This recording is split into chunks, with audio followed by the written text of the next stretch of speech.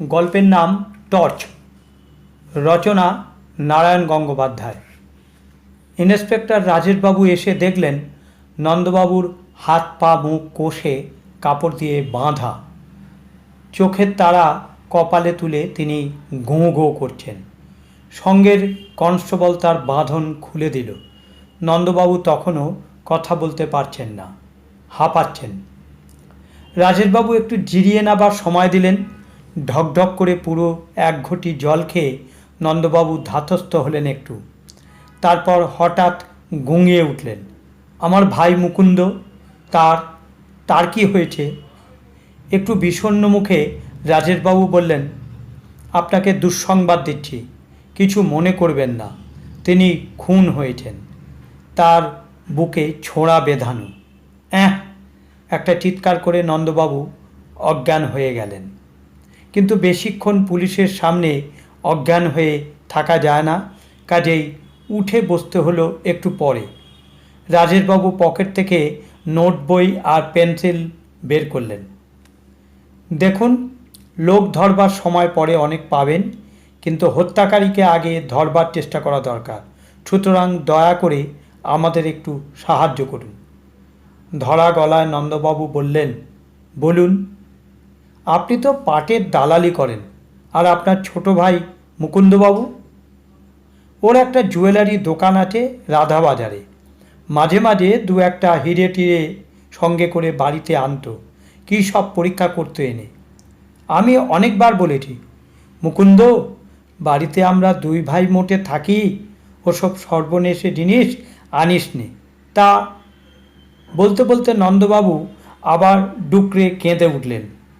আমি বুঝেছি, কালও ওই রকম একটা কিছু বাড়িতে এনেছিল, আর কেউ তাকে ফলো করে।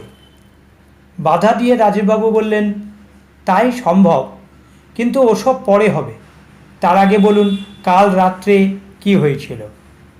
তখন রাত 9:30। খেয়ে দিয়ে আমরা দুই ভাই শুতে গেলাম। আমরা বরাবরই তাড়াতাড়ি শুই, ভোরে উঠি। বাড়িতে আর কে থাকে? কেউ না, আমরা ব্যাচেলার। থানায় যে খবর দিয়ে এলো, দরজা হাট করে খোলা, আপনি মুখ বাঁধা পড়ে আপনার ভাই খুন হয়েছেন। আপনাদের সেই চাকরটি কোথায় থাকে? খ্যাংরাপটিতে। আমাদের রান্নাবান্না করে দিয়ে 9টার মধ্যেই ও খেয়ে বাড়ি চলে যায়। আমি কাল ঠিক 9টায় ও চলে গেলে সদর বন্ধ করেছি। ঠিক 9টা? খেয়াল থাকলো কি করে? তখনই কোথায় একটা পেটা ঘড়িতে 9টা বাজছিল। ঠিক আছে, তারপর বলুন। তখন 10টা, 10:30টার বেশি নয়। আমার ঘুম এসেছিল। হঠাৎ পাশে মুকুন্দর ঘর থেকে যেন একটা ধস্তাধস্তি গোঁ গোঁ আওয়াজ কানে এলো। উঠে আলো জ্বালাতে গেলাম, জ্বলল না। মেন অফ করে দিয়েছে কেউ। দিনকাল তো জানেন, যখন তখন কারেন্ট বন্ধ হয়ে যায়। আমার বালিশের নিচে ছোট্ট একটা 2 সেলের টর্চ থাকে, সেইটে জেলে আমি মুকুন্দর ঘরের দিকে ছুটে গেলাম। একটু দাঁড়ান, মুকুন্দবাবুর ঘরের দরজা খোলা ছিল? বরাবরই থাকে।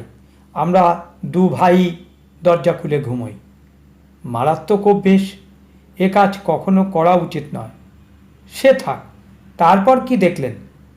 টর্চ ফেলে দেখি একটা মুস্কো জোয়ান লোক মুকুন্দর বুকে চেপে বসেছে।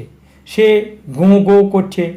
আমি কিছু করবার আগেই অন্ধকারে কারা আমার উপর ঝাঁপিয়ে পড়ল, হাত মুখ বেঁধে ফেলল। আমি অজ্ঞান হয়ে গেলাম। যখন জ্ঞান হলো কত রাত জানি না। টের পেলাম বারান্দায় পড়ে আছি, উঠতে পারলাম না, কিছু করতেও পারলাম না। ছটফট করলাম সমানে, আবার জ্ঞান হারালাম। সকালে কখন যে বনমালী, মানে আমাদের চাকরটা এসেছে, সব দেখেছে, আপনাদের খবর দিয়েছে। ভালো কথা, আপনার টর্চ কি হলো? ধস্তাধস্তির সময় আমার হাত থেকে ঠিকরে পড়ে গিয়েছিল জ্বলন্ত টর্চটা। ওই ঘরেই কোথাও আছে নিশ্চয়ই। হ্যাঁ, সেটাকে আমরা ও ঘরের একটা কোণায় পেয়েছি। এখন আর দু একটা জবাব দিন। বাইরে থেকে আপনাদের বাড়িতে লোক ঢুকলো কী করে? সদর তো আপনি নিজে হাতেই বন্ধ করে দিয়েছিলেন। ওরা নয় খুলেই বেরিয়ে গেছে, কিন্তু ঢুকলো কোন রাস্তা দিয়ে? পাশেই তো কানাগলি, বাড়ির রেন ওয়াটার পাইপ সেখানে, সেটা বেয়ে লোকটা ছাতে উঠেছে, ছাতের দরজা বন্ধ করা হয়নি। আমারও তো ঘর খুলেই রাখি। ঠিক, তাহলে মুকুন্দবাবু হিরে এনেছিলেন কাল? সেরকমই বলছিল। কোন রানীর হিরে, খুব দামি, যাচাই করতে দিয়েছিল বোধহয়। সেই লোভেই। হ্যাঁ, সেই লোভেই। মৃদু এসে রাজেশবাবু বললেন, সেই লোভেই নিজের ভাইকে আপনি খুন করেছেন নন্দবাবু। তারপর চাকর বনমালীকে দিয়ে হাত মুখ বাঁধিয়ে নিতে বেশি অসুবিধে হওয়ার কথা নয়। নন্দবাবুর মুখটা ঝুলে পড়ল হঠাৎ। তারপরেই তিনি চেঁচিয়ে উঠলেন, কি বলছেন আপনি পাগলের মতন? নিজের ভাই মুকুন্দকে আমি খুন করব? লোভ নন্দবাবু, লোভ। মানুষ পশু হয়ে যায়। কিন্তু নিজেকে নিজেই ধরিয়ে দিয়েছেন আপনি। টর্চের কায়দা না করলেই পারতেন। নন্দবাবু হাঁ করে রইলেন। নন্দবাবু, ঘটনাটা রাত 10:30টার, বেলা 7:30 এখন। আপনার টর্চ এখনও পুরো তেজে জ্বলছে। কোনো ছোট্ট 2 সেলের টর্চে অমন অলৌকিক ব্যাটারি থাকে না নন্দবাবু। অতএব দয়া করে উঠুন এবং থানায় চলুন। আপনার বনমালীকেও সহযাত্রী করতে হচ্ছে, কারণ সেও আপনার সহযোগী। হিরে বিক্রির ভাগ সেও পেত নিশ্চয়ই।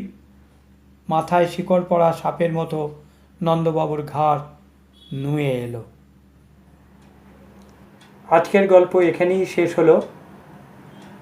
আবার নতুন গল্প নিয়ে আগামী দিনে আবার আপনাদের সামনে উপস্থিত হব গল্প পাঠ করার জন্য। আশা করি আমার গল্প পাঠ আপনাদের ভালো লাগছে।